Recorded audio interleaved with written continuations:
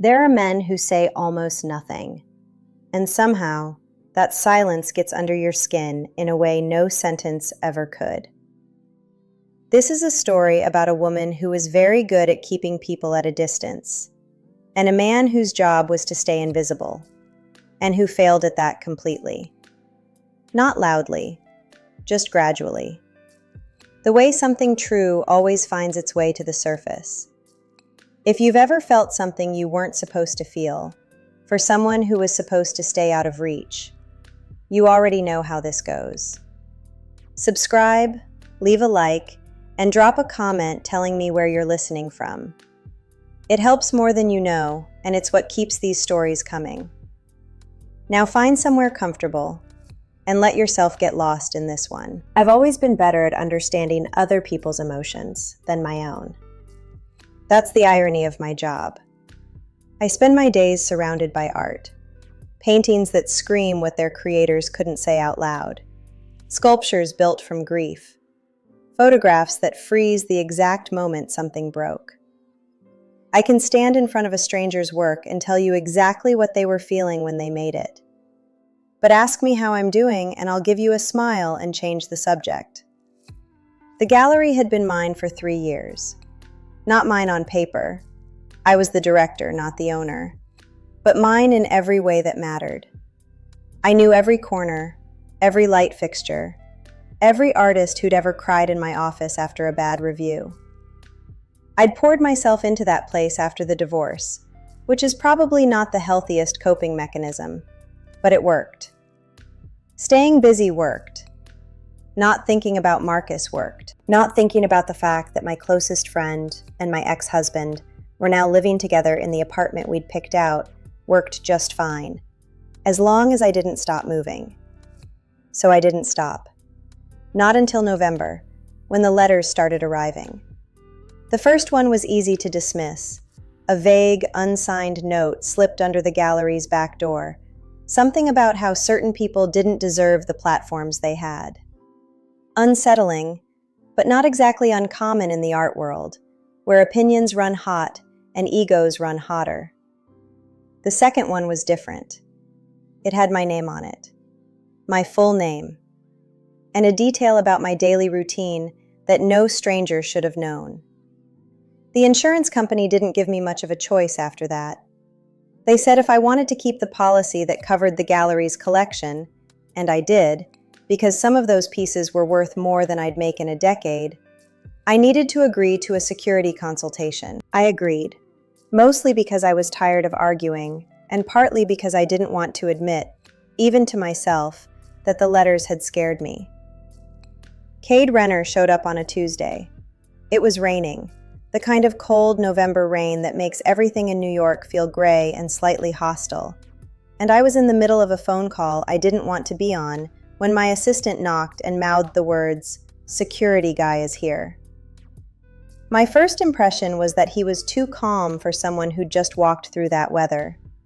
He stood in the doorway of my office without dripping, without fidgeting, without doing any of the things people usually do when they're waiting for someone to acknowledge them. He just waited. I finished my call, set the phone down, and looked at him properly for the first time. He looked back. No smile, no introduction yet, just that steady, unhurried attention that I would come to know very well, and that, on that first Tuesday, made me feel, for reasons I couldn't explain, like he'd already seen more than I'd intended to show. His name was Cade Renner. He'd worked private security for 6 years after leaving the Army, and he needed 48 hours to assess the gallery's vulnerabilities before making any recommendations. That was essentially everything he said in our first meeting. Not cold, exactly, just precise. He asked me questions the way someone fills out a form, methodically, without wandering. And when I answered, he listened in that complete, slightly unnerving way that made me feel like everything I said was being filed somewhere I didn't have access to. I showed him around the gallery myself because my assistant had a tendency to over-explain things to people she found attractive, and I didn't have the patience for that version of the tour. Cade walked through every room without commenting on the art, which I respected. Most people felt obligated to perform appreciation. He didn't. He looked at exits, at cameras, at the gaps between where the light reached and where it didn't. He asked about the loading dock, the cleaning schedule, whether the back hallway had a separate alarm code, practical things. I answered all of them and tried not to notice that he smelled like cold air and something quiet underneath it, like cedar or clean soap. I noticed anyway. The 48 hours turned into a week. The threats hadn't escalated, but they hadn't stopped either, and the insurance company was paying for the service, so I didn't argue. What I didn't expect was how quickly Cade became part of the rhythm of the place. He wasn't intrusive. He didn't hover or insert himself into conversations or make anyone uncomfortable. He was just present. Consistently, reliably present, in a way I wasn't used to from anyone. By the end of that first week, I knew his coffee order because I'd seen him make it twice in the break room. Black, no sugar. And I knew he arrived 20 minutes before his shift started every single day, which I only knew because I also arrived early and had started, without fully deciding to, noticing when his car was in the lot. That bothered me a little. The noticing. I wasn't looking for anything. I wasn't in a place where looking for anything made any sense. The divorce had been finalized 8 months ago, and I was fine, genuinely fine, in the specific way that means you've stopped crying in the shower, but haven't quite figured out who you are when you're not half of something. The incident happened on a Thursday evening, during a small private showing I'd organized for a collector from Chicago. The gallery was full but not crowded, the kind of quiet, expensive atmosphere where people speak in low voices, and the wine is always better than it needs to be. I was mid-conversation near the east wall, when a man I didn't recognize stepped into my space. Not aggressively, but too close. The kind of close that makes your shoulders tighten before your brain has processed why. I didn't see Cade move. I just suddenly felt the air shift, and then he was there, positioned between me and the man, saying something low and even that I couldn't quite hear. The man stepped back. Cade didn't move until he'd walked away completely. Then he turned to me, just briefly, and said, "You okay?" 2 words. I said yes. He nodded and went back to his position near the door. But my heart was doing something it had no business doing. I didn't bring it up the next day. I thought about it, which was already more than I wanted to admit. But I didn't say anything. What would I have said? Thank you for doing your job? I went back to my routine. Morning emails, a call with an artist in Berlin whose shipment had been delayed, a budget meeting that ran 40 minutes longer than it needed to. Cade was there in the background of all of it, the way he always was. Steady, unobtrusive, impossible to ignore. The thing I kept coming back to wasn't even the moment itself. It was what happened after. The way he'd turned to check on me before anything else. Not the room, not the man who'd walked away. Me. It was a small thing. Professionally, it probably meant nothing. But I'd spent 4 years married to someone who regularly forgot to check on me, even when I was visibly upset. So small things had recalibrated in my mind. I caught myself watching him that Friday morning, while he spoke with one of the junior staff near the entrance. He was explaining something about the new camera positioning, using his hands slightly, and the woman he was talking to was doing that thing women do when they're trying very hard to look like they're not affected. I recognized it because I was doing the same thing from across the room. I looked away and went back to my desk. Around noon, he knocked on my open office door, and I told him to come in without looking up from my laptop, which was a mistake, because when I did look up, he was closer than I expected, and I lost my place in the sentence I'd been reading entirely. He wanted to go over a few changes he was recommending for the back entrance security. I said fine, and moved some folders so he could set his notes on the corner of my desk. He leaned over slightly to point at something on the page, and I became very aware of how quiet the office was. He smelled the same as that first day. I still couldn't name it exactly. I focused on the page. He was professional, thorough, and done in under 10 minutes. Before he left, he paused at the door and said, almost as an afterthought, "You handled yourself well last night, before I got there." I looked up. "What do you mean?" "You'd already shifted your position. Put the Collins woman between you and him. You weren't just standing there waiting to be helped." I didn't know what to do with that. Not the observation, though that was surprising enough, but the way he said it.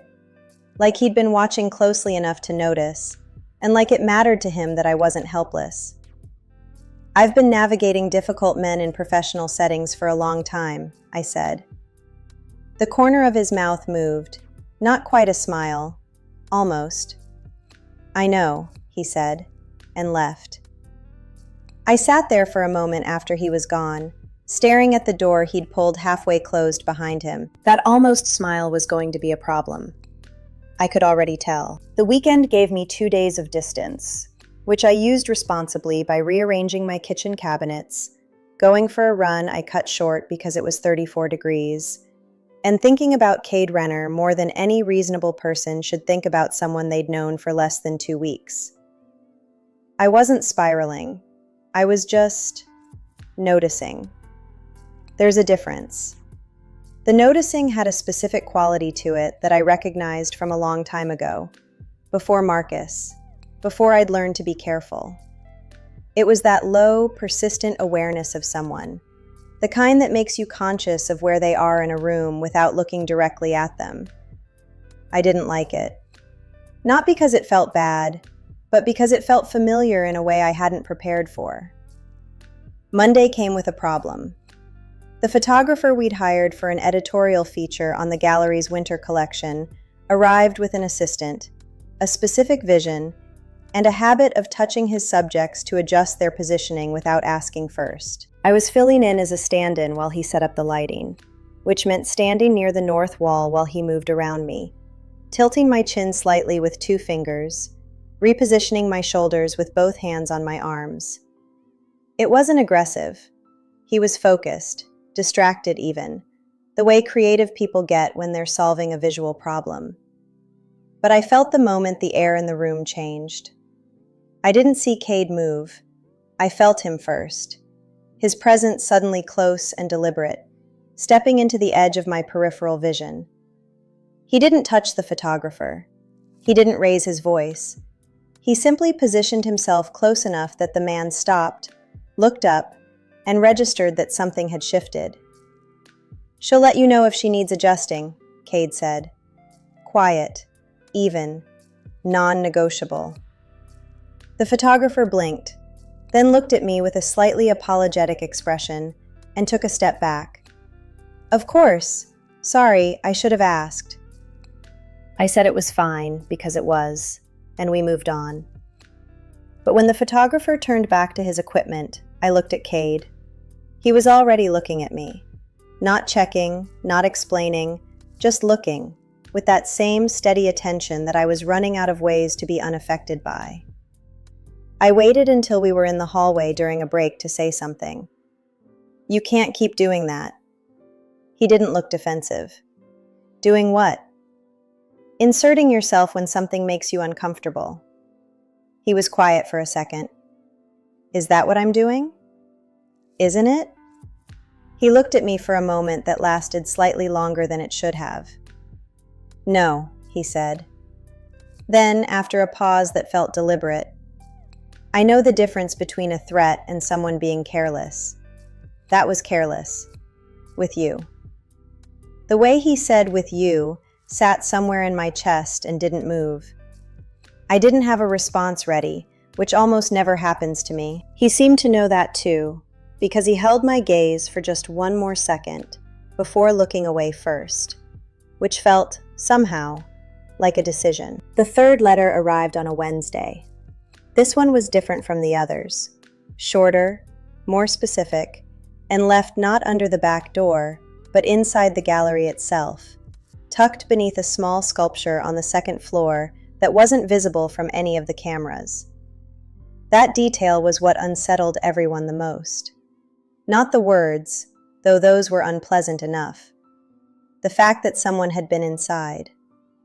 The police came, took the letter, asked their questions, and left with the particular energy of people who are not especially optimistic about their own follow-through. The insurance company called within the hour.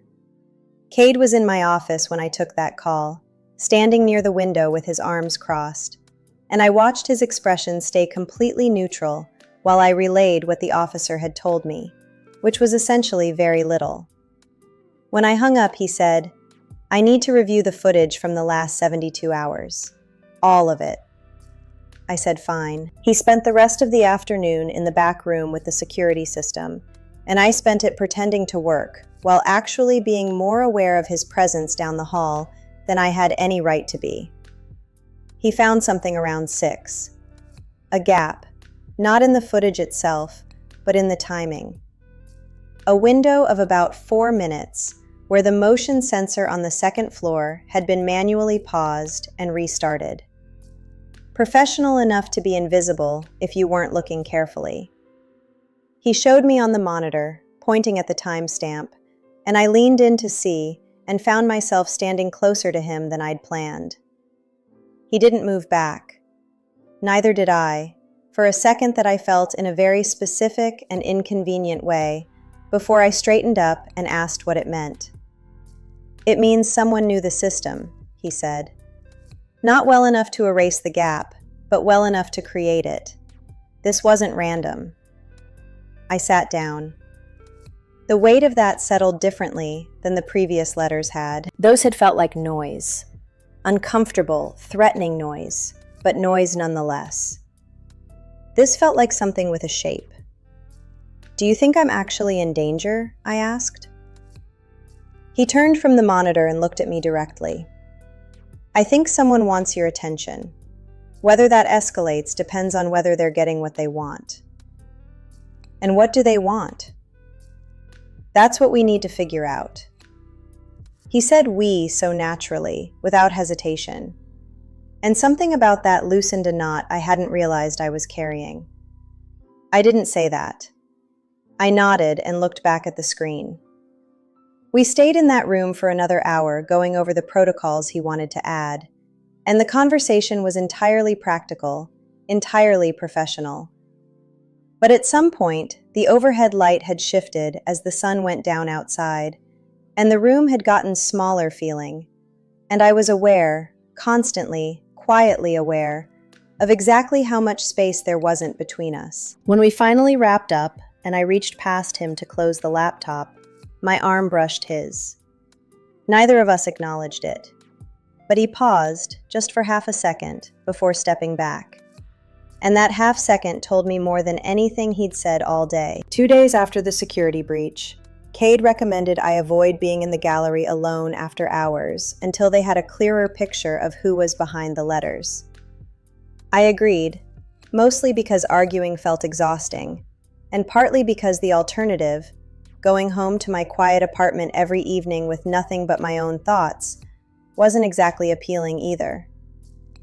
What I didn't expect was that agreeing to that would mean spending more time with him in the specific, compressed way that proximity creates.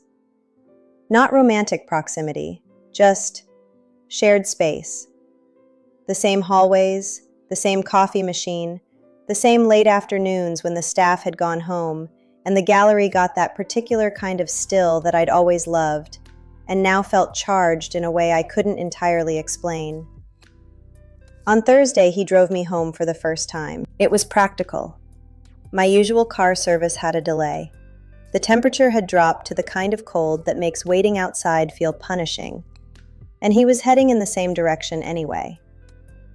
I told myself all of that on the way to his car, which was clean and unremarkable and smelled like him. That same quiet cedar and cold air combination that I had clearly developed an embarrassing sensitivity to. We didn't talk much on the drive. The city slid past the windows, and the heat from the vents filled the silence in a way that felt oddly comfortable for two people who were still mostly professional with each other. He knew where I lived without asking, which I remembered he would, because of course he'd reviewed everything about my routines when he first took the job. When he pulled up in front of my building, he kept the engine running and looked straight ahead, and I gathered my bag and said goodnight, and was halfway out the door when he said my name. Not Ms. Voss, my name, Marlowe. I stopped, turned back. He was looking at me now, and there was something different in his expression. Not the careful neutrality I'd gotten used to, but something underneath it, something that looked like it had been waiting for a moment of lower resistance to come to the surface. "You're handling this well," he said. "The letters, the disruption. A lot of people would be more rattled." I looked at him for a second. "I'm more rattled than I look." "I know," he said. "That's what I mean." Something passed between us in that moment that I didn't have a clean name for. It wasn't the first time I'd felt it, but it was the first time neither of us looked away from it immediately. The car was warm. Outside, the wind was moving through the street in a way I could see but not hear. He was close enough that I could have reached out and touched his jaw, which was a thought I had no business having, and had anyway, with a clarity that startled me. I didn't move. He didn't move. And then I said goodnight again, quieter this time, and got out of the car. I didn't look back. I made it all the way to my apartment, through the door, coat still on, before I sat down on the couch and pressed both hands over my face and tried to remember the last time someone had said my name like that. Like it meant something. Like he'd been saving it. I didn't sleep well.